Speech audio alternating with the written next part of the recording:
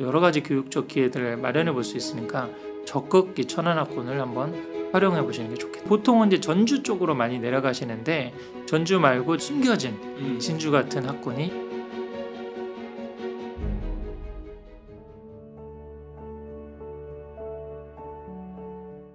네, 작가님 그럼 지역 인재 전형으로 이제 의대 정원도 확대가 됐는데 그럼 지역 인재 전형으로 좀 의대를 노려볼 만한 어떤 학군지라든가 그런 쪽에 대한 좀 설명 좀 해주실 수 있을까요? 근데 이거 이제 전에 한번 사전에 말씀드릴 거는 이런 정보를 많이 알려드리고 그러면 지방에서 약간 싫어하시는 분들도 있거든요. 아, 우리 애들 갈 수 있었는데 서울 수도권 애들 막 내려와가지고 우리 애들이 기회를 뺏기는 게 아니냐. 자꾸 신선생 자꾸 그런 얘기 해주고 그러면 어떠냐 하는데 저도 사실 지방에 살고 있는 입장에서는 저는 이게 윈윈이고 상생이라고 생각하거든요. 만약에 아까도 말씀드렸듯이 저희 지역에 있는 그 고등학교에서 최상위권 학생들 같은 경우는 그냥 혼자 고군분투해야 되는 거잖아요. 근데 서울 수도권에서 진짜 공부 잘하는 애들이 3-4명 정도 내려왔어. 그러면은 사실 그게 상위권만 늘어나는 게 아니라 중상위권도 같이 업그레이드 되는 효과가 있거든요. 한 반에 그래도 한 2-3명 이상 열심히 공부하는 애들이 있으니까 반 분위기가 약간 바뀌는 거예요. 쟤네도 그렇게 열심히 하고 쉬는 시간에도 엉덩이 붙이고 앉아서 뭐 하고 그러는데 우리도 좀 해야 되는 거 아니야? 그리고 또 사실 그런 걸 뭐 어떻게 보면 의대를 가기 위해서 빠져준다고도 할 수 있는데 많이 지방으로 내려가고 그러면 지방도 좀 활성화가 되고 그 지역 경제도 좀 좋아지는 거예요. 이거 국가에서도 자꾸 그 의대 정원 늘리는 거를 지방 쪽으로 거의 80% 몰아주겠다는 게 지역 균형 발전적인 의도도 있는 거잖아요. 그 지역에 계신 분들도 너무 이거를 좀 싫어하시지 마시고 이게 상생하는 거고 서울 수도권에서 사람들 많이 내려오면 아까 제가 겪었던 그런 어려움도 해결되는 거잖아요. 그러면 서울에 있는 아까 교정 전문 치과 의사 선생님들도 많이 천안이나 뭐 청주 같은 데 내려오신다. 우리가 굳이 뭐 서울까지 가서 치료받고 그럴 필요도 없는 거잖아요. 그러니까 다 이게 저는 좀 좋은 거라고 생각하시고 열린 마음으로 좀 들어주시면 좋겠다라는 걸 한번 말씀드리고 구체적인 후보지를 한번 말씀드리겠습니다. 첫 번째로는 아까도 이제 약간 운을 띄웠던 천안학군입니다. 천안이 사실 서울 수도권하고 접근성도 제일 가까운 데다가 충청도에서 그 학원가 규모도는 제일 큰 데입니다. 이게 지금 호갱노노에 있는 제가 그 그림을 좀 캡처해 왔는데요. 호갱노노는 이게 학원이 97개라 그러면 97개만 있는 게 아니고 약간 어느 정도 규모가 있는 학원 이상 규모, 소규모 그런 걸 빼고 했기 때문에 실제적으로 뭐 학원 수는 여기다 곱하기 한 3-4 정도를 3, 4 정도로 해야 돼요. 네, 뭐 그 정도 해될 수 있습니다. 그게 이제 전체 학원 이쪽에 뭐 97개 정도다 그러면 이 건물 하나나 이쪽 일대가 거의 다 학원으로 풀로 이렇게 차 있는. 근데 천안학원가는 약간 유흥가랑 학원이 약간 겹쳐 있는 구불당 여기 달사를 가보시면 아시겠지만 그런 데거든요. 근데 지방학군은 약간 대구 수성은 오로지 그냥 학원가야. 대치동처럼. 그리고 대구 월배 학원가도 약간 오로지 학원가인데 약간 대전만 해도 사실은 유흥가랑 그다음에 사무실 그 법원 앞에 있잖아요. 그렇기 때문에 그런 법률 사무소라든지 그다음에 학원가가 이렇게 약간 혼재된 형태거든요.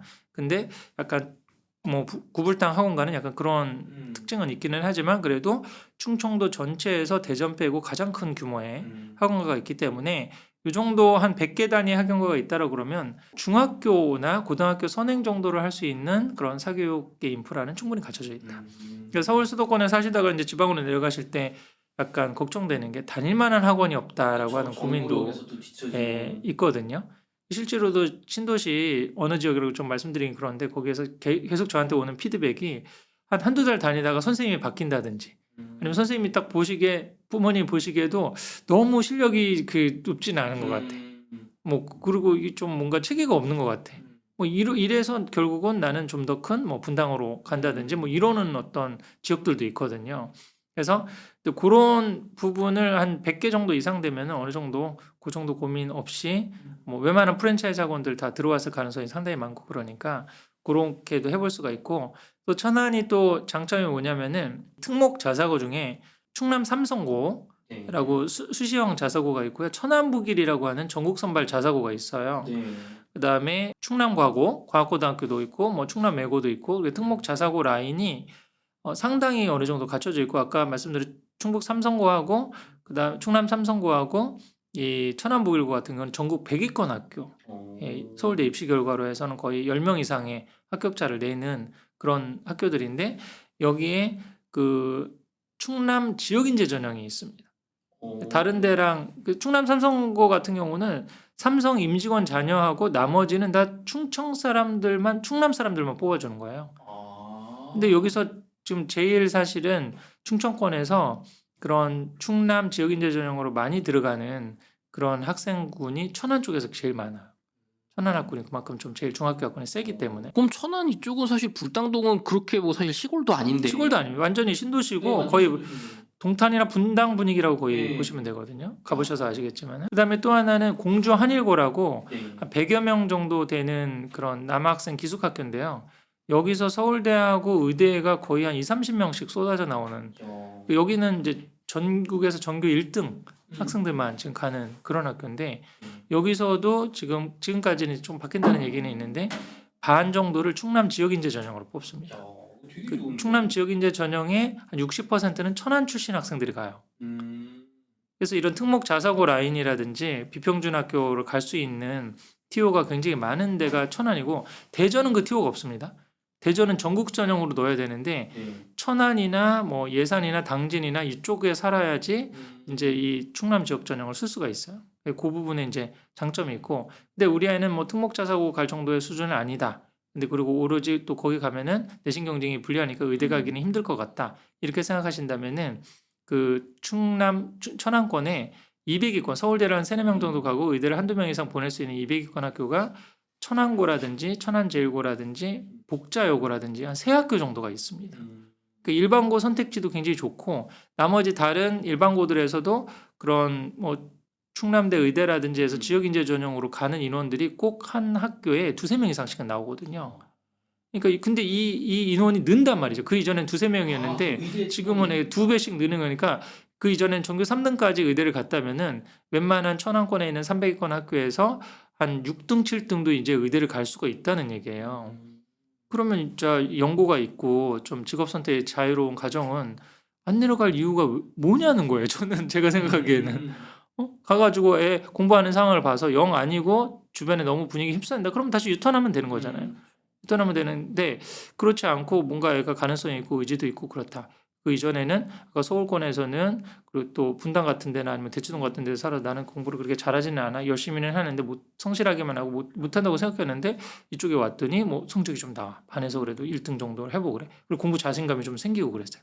그럼 그거를 지금 메이크업 해주면 되고 불안한 게 이제 학원 인프라나 그런 게 좀 약하지 않을까라고 생각할 수 있는데 나름대로 그 충청권에서는 제일 학원 인프라가 그 초중 레벨에서는 좀 좋고 그 다음에 고등학교에서도 오는 선택지도 좀 있고 여차 내가 불안하다 싶으면 KTX를 타고 뭐 이게 와서 서울에 와서 뭐 방학 때 특강을 한번 뭐 해볼 수도 있고 그다음에 요즘에는 뭐 인터넷 강의가 너무 잘 돼 있으니까 그리고 또 이런 게 조금 활성화되고 그러면 서울권에 있는 뭐 메인 학원들도 분점을 아마 이런 천안이나 대전 쪽으로 지금 내려가는 경우도 생길 거예요. 이런 인원들이 많고 그러면 그런 부분도 좀 염려하지 않으셔도 되니까 천안이 굉장히 유망한 유명하다. 예. 요즘 다른 부동산 호재들도 있는 것 같은데 근데 이제 아까도 말씀드렸듯이 지금 이 신불 땅의 가격이 거의 서울 수도권 가격입니다. 이게 결코 싸지는 않은데 구불 땅이나 아니면 구불 땅 외곽 쪽으로 나간다 그러면 실거주 비용도 훨씬 더 줄일 수 있고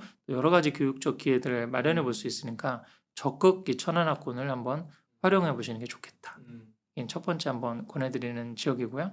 두 번째로는 이제 정통의 대전 둔산학군입니다. 이 대전 둔산 같은 경우는 지방에서의 지방학군 넘버원은 대구 수성입니다.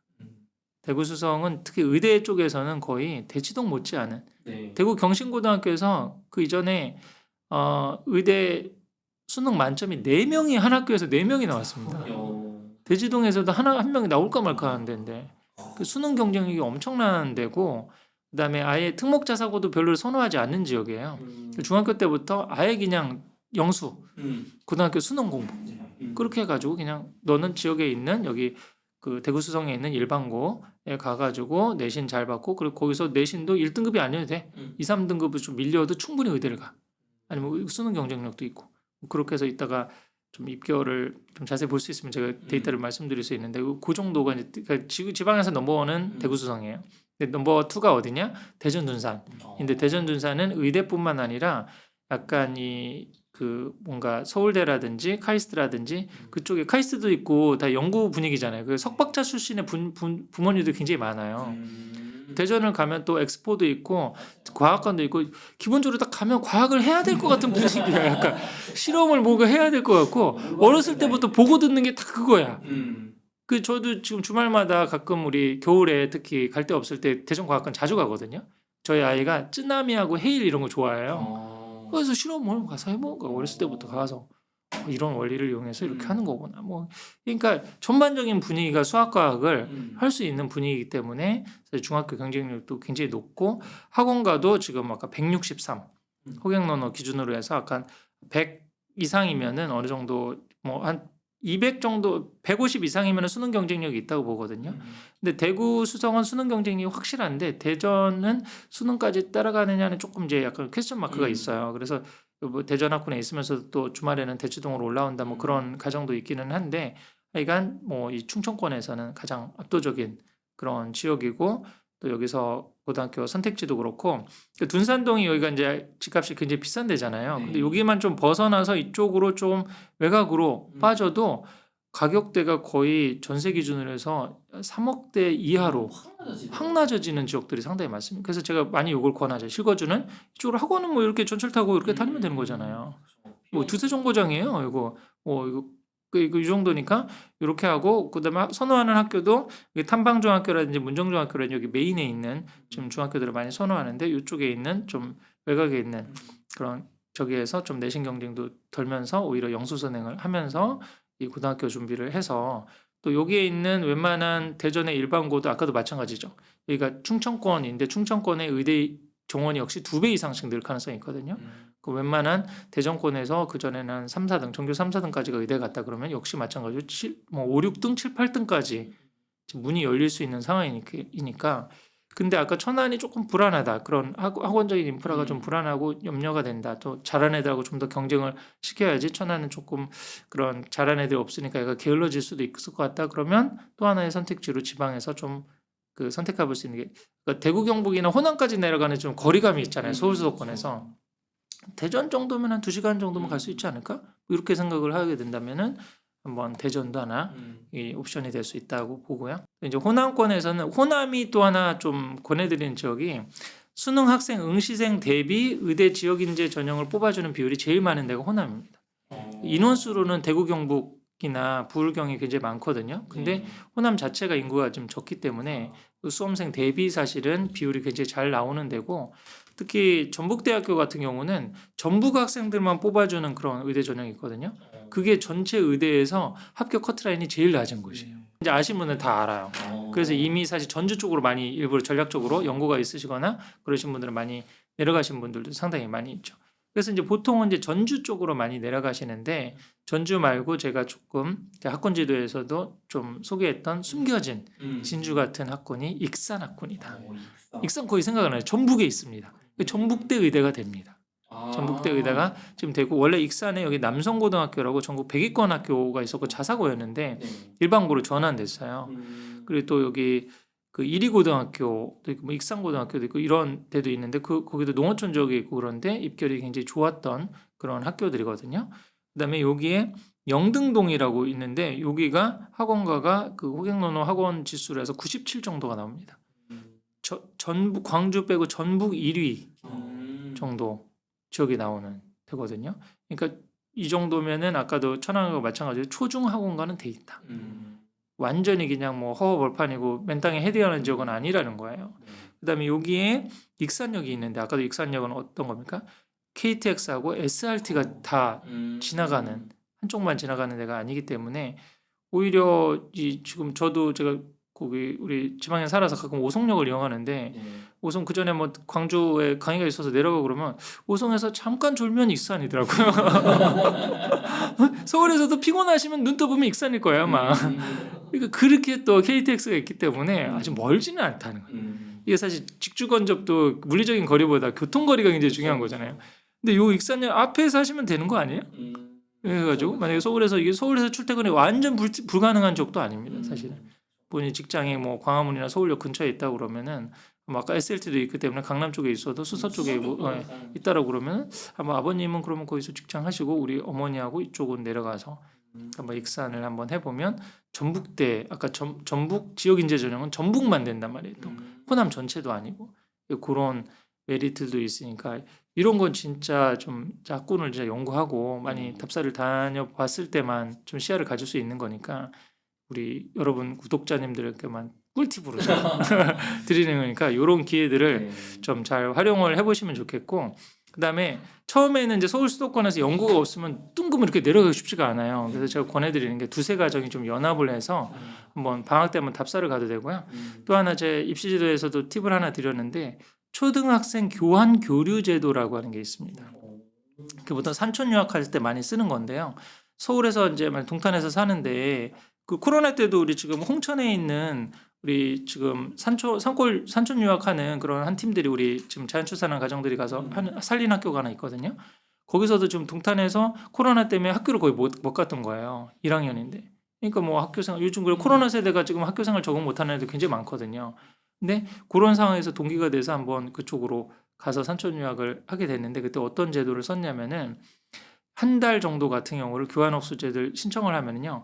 거기서 한 달 살기를 하면서 학교를 저기 해도 수업 일수라든지 그런 실수가 다 인정이 되는 거예요. 한 학기까지도 늘릴 수가 있어요. 체험해볼 수 있는. 네. 체험해보고 내가 살아보는 거죠. 살아보고 이렇게 되는구나. 한 달 살기를 한번 해보고 뭐 아니다 싶으면 이제 유턴할 수도 있고 그런데 이게 도시에서 시골로 내려간다 그러면 TO가 많아요.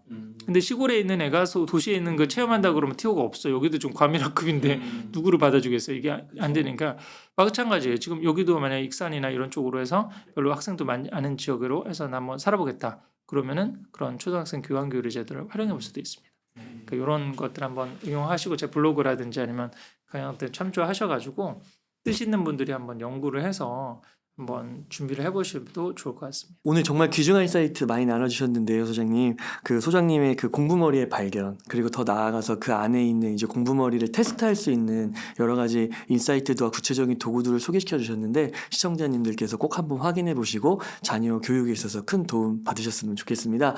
오늘 긴 시간 동안 유익한 인사이트 많이 나누셔서 감사의 말씀 드립니다. 오늘 고생 많으셨습니다. 수고하셨습니다.